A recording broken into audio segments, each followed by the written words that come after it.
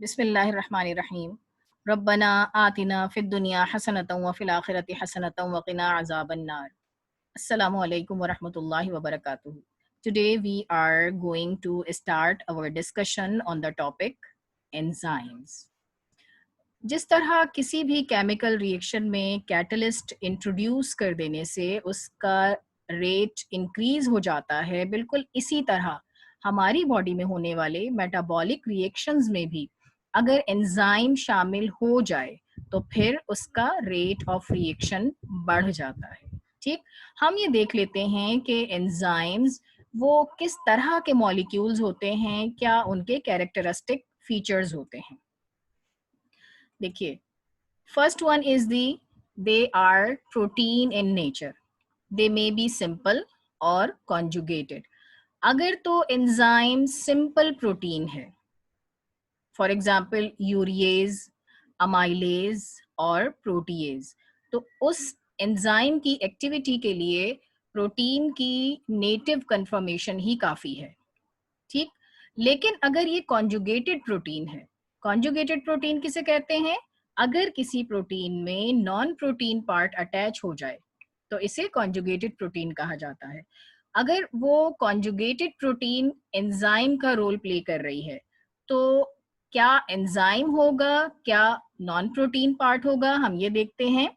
जो protein part है उसे एपोएंजाइम कहेंगे, फिर उसके साथ नॉन प्रोटीन पार्ट ऐड हो जाएगा। जब ये दोनों कंबाइन होंगे तो फिर जो एंजाइम बनेगा उसे हम होलो एंजाइम या कंप्लीट एक्टिव एंजाइम का नाम देंगे। ठीक है, अब ये नॉन प्रोटीन पार्ट ये कोई मेटल भी हो सकता है। फॉर एग्जाम्पल जिंक हो सकता है, जैसे एंजाइम है कार्बोनिक एनहाइड्रेज, उसको जिंक की जरूरत होती है अपनी एक्टिविटी के लिए। इसके अलावा मैग्नीशियम हो सकता है, हेक्सोकाइनेज को मैग्नीशियम की जरूरत होती है। इसके अलावा मैंगनीज हो सकता है, फॉस्फोग्लूकोम्यूटेज को मैंगनीज की जरूरत होती है। ठीक, तो मेटल आयन कोफैक्टर कहलाएगा। लेकिन अगर ये non protein part organic molecule है, अब ये ऑर्गेनिक मॉलिक्यूल प्रोटीन एंजाइम या एपो एंजाइम से किस तरह डिफरेंट हो सकता है? ये हीट स्टेबल मॉलिक्यूल होता है और लो मॉलिक्यूलर वेट मॉलिक्यूल है।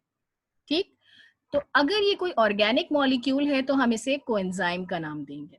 लेकिन अगर यही कोएंजाइम टाइटली बाउंड है विद एपो एंजाइम तो हम इसे प्रोस्थेटिक ग्रुप का नाम देंगे।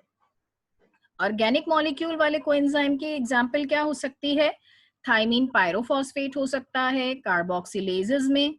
इसके अलावा पायरिडॉक्सल फॉस्फेट हो सकता है decarboxylase and transaminase में।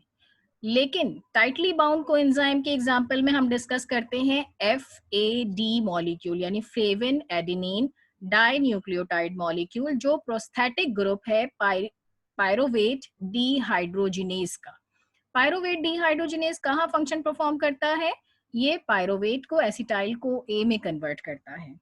ठीक है ना, यानी यहाँ तक हम नॉन प्रोटीन पार्ट को अच्छी तरह से समझ चुके हैं। अब आ जाते हैं नेक्स्ट कैरेक्टरिस्टिक फीचर की तरफ। एंजाइम्स ना तो ड्यूरिंग द रिएक्शन प्रोड्यूस होते हैं, ना ही वो कंज्यूम होते हैं। देखिए, एंजाइमेटिक रिएक्शन में जो सब्सटेंस कंज्यूम होगा उसे तो हम सबस्ट्रेट कहेंगे और जो सब्सटेंस प्रोड्यूस होगा उसे हम प्रोडक्ट कहेंगे। तो एंजाइम ना तो सबस्ट्रेट होते हैं ना ही प्रोडक्ट होते हैं, यानी neither produced nor consumed during the reaction. ठीक है, next, they are highly specific for the reaction they catalyse, यानी हर एंजाइम हर तरह का रिएक्शन कैटलाइज नहीं कर सकता।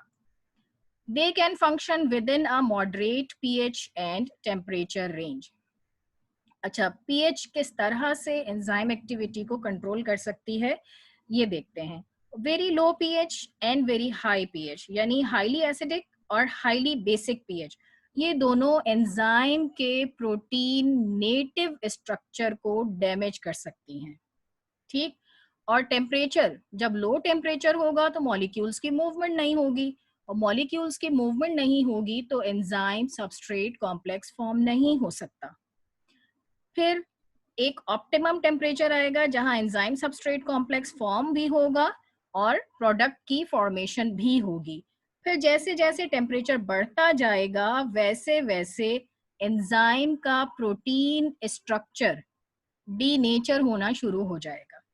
तो इससे ये बात क्लियर हो गई ना कि एंजाइम के लिए पीएच और टेम्परेचर एक पर्टिकुलर रेंज में होना ज़रूरी है।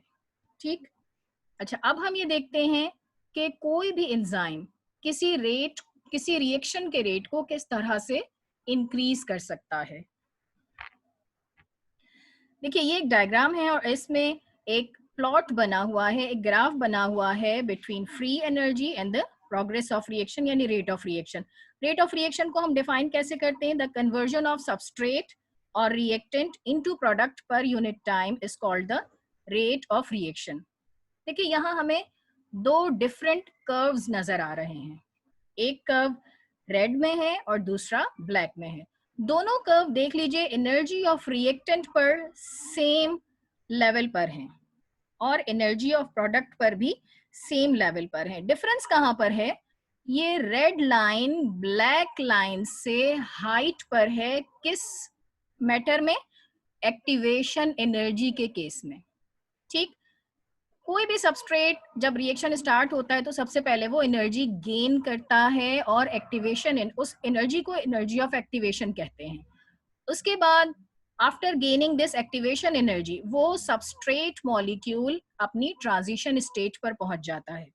ट्रांजिशन स्टेट से आने के बाद फिर चूंकि वो अनस्टेबल होता है और स्टेबिलिटी गेन करने के लिए वो अपना ये सारा अमाउंट ऑफ एनर्जी रिलीज करके प्रोडक्ट में कन्वर्ट हो जाता है।